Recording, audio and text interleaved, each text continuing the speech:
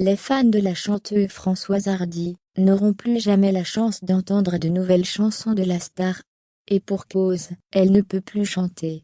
Elle-même avait évoqué sa mauvaise santé, qui la prive de poser sa voix en studio, et un proche, qui a travaillé avec elle sur son ultime disque, le confirme aujourd'hui.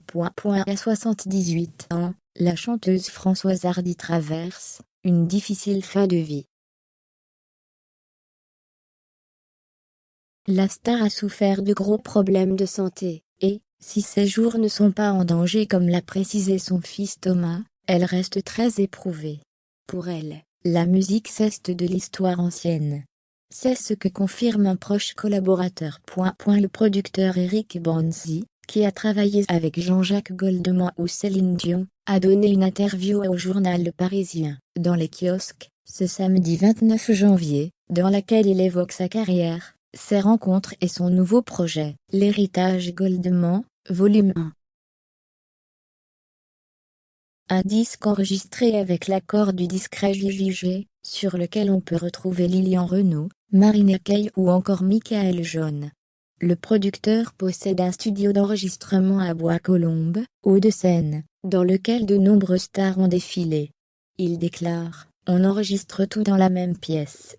C'est ici que Françoise Hardy a fait les voix de son dernier album. Ce sera son dernier album.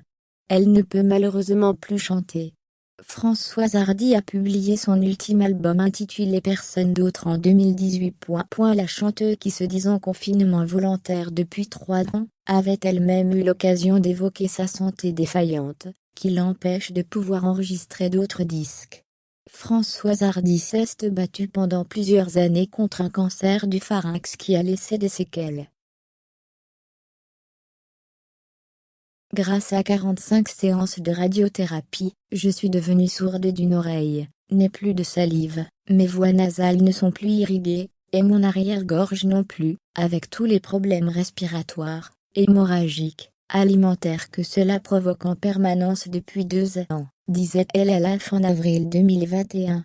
Pour elle, il était alors totalement exclu de retourner un jour en studio. Dépitée par sa situation, l'interprète des tubes Comment te dire adieu, Le temps de l'amour, ou encore Mon ami la rose ajoutait: « Ma vie est devenue un cauchemar, mais il vaut mieux ne pas trop en parler. »